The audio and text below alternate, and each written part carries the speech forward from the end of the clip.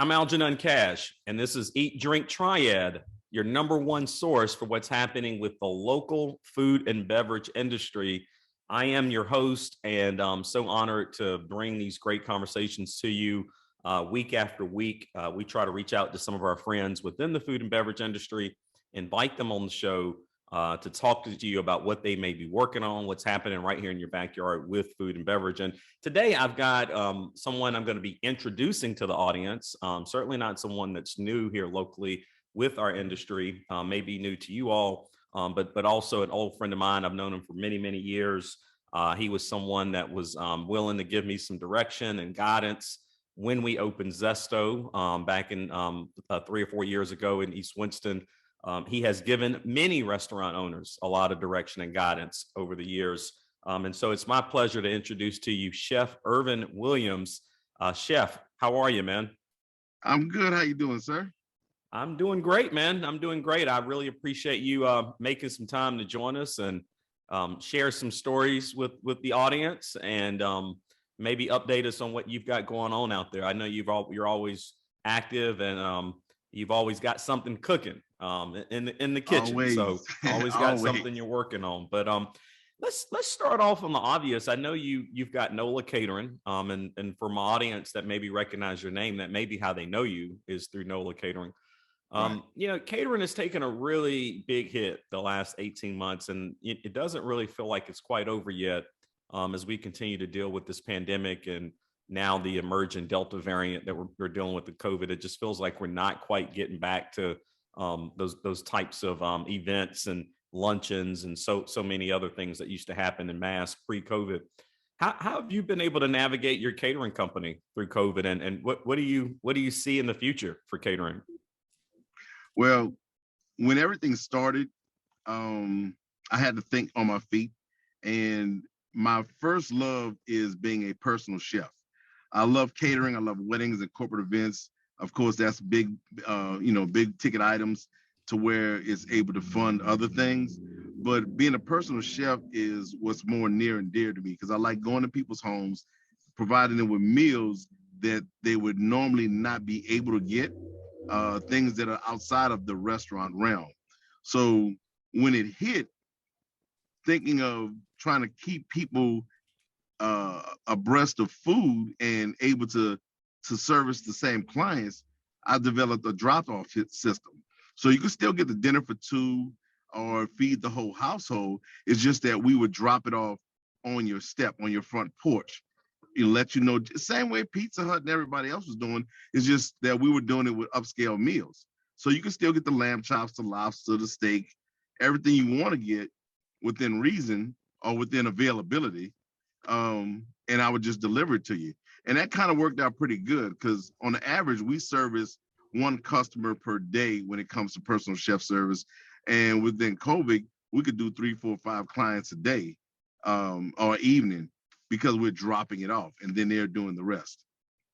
Do you see yourself moving more away from the catering side of the business and moving more into these sort of individual meals? It's not really, you hear a lot about meal prep, so it's not really meal prep, right? Like, I mean, a personal chef is more like for a special occasion or special event or those types of occasions, right? Right. When it comes to being a personal chef, it's a luxury. I've seen and I watch the industry all the time. Every day I'm deep into my industry, and I watch a lot of upcoming chefs or upcoming cooks that want to be chefs that are coming in and offering the same service. It's just the getting to know the aesthetics of how to be a personal chef is what's kind of getting diluted. So for me, I straddle the fence with catering and personal chef service. I try to intertwine them both.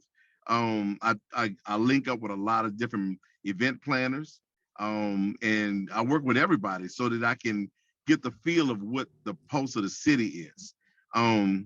I also, a lot of other chefs call me and we talk about different things about, how I survive or what ways can I help their business. And I give people as much knowledge as I can.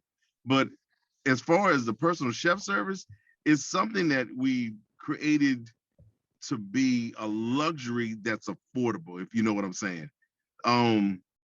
Of course, right now, all the food industry, all the products are at a height right now. I mean, steak is ridiculous. Wings, you can barely get them. But that kind of doesn't affect me because my items are high dollar items anyway. So Yeah, it's one of those things. If you know, you know. yeah, we're seeing a lot of challenges right now in the industry. Not only higher raw material prices in terms of just food and even disposables. I mean, just that everything has been inflationary, and also seeing a lot of labor shortages right now. How does some of that really impact catering? Because I mean, I know with your business, you're not always staffing these people full time. You staff up when you need an event. Sometimes you may be quoting an event 60, 90, sometimes 6 months in advance. When you have these kind of inflationary pressure and the labor shortages, how does that impact your catering operation? Well, it impacts us greatly because we're always on the hunt. I've heard a person say before when I was listening to another podcast about entertainers, how you're on 100% of the time. Well, in catering and food and beverage, as an owner and a manager and a chef, you're on 100% of the time. You're on 100 at all times. When I'm walking through a store, I'm not looking at a woman to see, just to look at her aesthetics. I'm looking at people's personalities. I'm saying, hey, are you a good fit? Can I try to hire you? You have to be on the hunt at all times. And what I developed, and I got this from the Marriott many, many years ago, is on call. So I got a list of on-call servers. So I could only need 4 people and go through 75 calls just to get those 4 people. So like I said, I'm always adding to the list. And it's you got to kind of scrutinize. A lot of people want to do what we do, but this is not for the faint of heart. Professionalism, and personality, that's the biggest thing, personality. A lot of people are scared to go and talk in front of a room or to walk in front of a crowd and, just give the menu items and stuff like that. That's all a part. Yeah. That's all a part of what we do. Yeah, you just got to make sure you're prepared and certainly got staff ready and back up in terms of food and so many other things. So that's really, really great advice.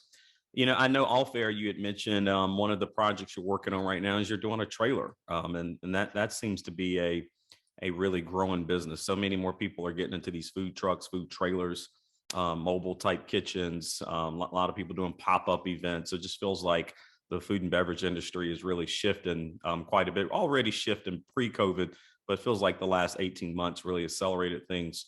What motivated you to want to go in the direction of doing the mobile kitchen? Well, I built a food truck about 7 years ago. And just like you said, when the bubble popped and everybody was wanting one, I was able to sell it for double what I paid for it. So when I saw that, I was like, well, it makes no sense for me to, just to buy it and make myself stationary, because I make a great living doing what I do as far as like catering and personal chef, and that's constantly mobile. The truck that I'm making right now is strictly selfish. It's for me. Just when I do weddings, I'm able to bring my kitchen with me and produce different items.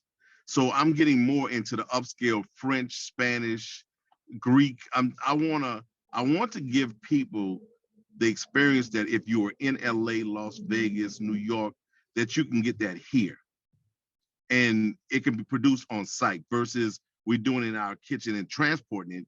We want to still do some of those things, but there's some items that need to be done right there on the spot. And where everybody's right now really in love with these food trucks and trailers, and they're being parked everywhere. I see them.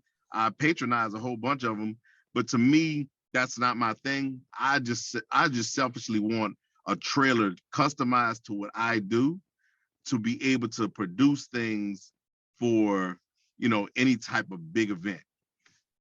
Yeah, just so the food can be fresh. And I think that is one of the attractions with, a lot of people reach out to me. It's interesting because, and this may be the reason you're going in this direction, but a lot of people used to reach out to me asking for caterers for big events, whether it was a wedding or birthday party. I had a lady Mm-hmm. call me last night. They're working on a big anniversary celebration for, I believe, and their aunt, and they used to reach out and ask, well, who should I call for catering? Now they reach out and ask me, who should I call in terms of a food truck? And so it does. I think you're right in the sense that people like that idea that the food can be made on site. It's going to be a little bit more fresh, a little bit hotter, and you get the variety that you just described too. Menu variety. You get out of these trucks and trailers as well. You mentioned your kitchen that you work out of. I know that's also been. We got a lot of people who listen to the show who may be just getting started. They might still be cooking out of their house, or they may have just gotten into a food truck or wanting to get a food truck but don't have access to a commissary kitchen. What's some advice you would give someone that's listening that's trying to find that right commercial kitchen to get going? That is an adventure in itself. I suggest people to get out, stop social media. You need to go and talk to people face to face. I found my kitchen by accident by doing a catering, and I walked into an event center, and the event center had a kitchen that was not being used at all. And so I did that event, moved on, came back for another event, still nobody in that kitchen. So I asked the guy point blank, I said, hey, what would you charge me monthly to rent this kitchen? Or what would you charge me per event to rent this kitchen? We worked it out, got a fair wage price. And I just, I've been working out of there ever since. But you have to, you can't use social media as much as people think you can use it because it's non-personable. And in this industry, it's not about what you can show on pictures. It's your personality. It's your aura. Like when you say you get a feel for somebody, that's a lot of big boy business deals. People get a feel for you. They like you. Then you literally start to acquire higher end business. And having people that's local that are nice and comfortable with you and you're getting decent money is one thing, but it's business. You want to elevate. And elevating your business, it comes with personality. The from the diction to the appearance. When put like this, I have an event tonight. I have to go get a haircut just for the event tonight because your appearance is everything. I walk in, I have 2 chef jackets. One for in case I get dirty. I don't want to walk outside with a dirty chef jacket. It's just everything goes with it. It's not about, I don't follow the norm of what's the day-to-day practice of social media and what's going on the street. Because at this point, everybody's doing whatever they want to do.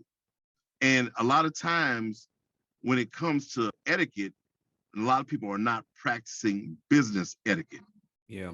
So I try to lead by example the best I can, by just doing things kind of straight laced, if you would. Well, yeah, as I'm running out of time, I think that those last few words you shared were extremely profound, and thank you for that. I think you're exactly right. I do see too many food entrepreneurs who are totally reliant and dependent on Facebook and Instagram for their business, and I think those are great tools that are helpful, and they certainly can help you build awareness about your menu and what you're trying to do, and give you some visibility, and those are great tools, Right. but they don't totally supplant just getting out and talking to people and actually building the relationship the old fashioned way. And so I think you have to do a little bit of both Yes. if you really want to be successful. So real quick, Chef, before we go, I know you've got the catering, you do some personal, now you're getting more into the personal chef side of things. You're working on your trailer. I know you also do some consulting for restaurants that might be in need.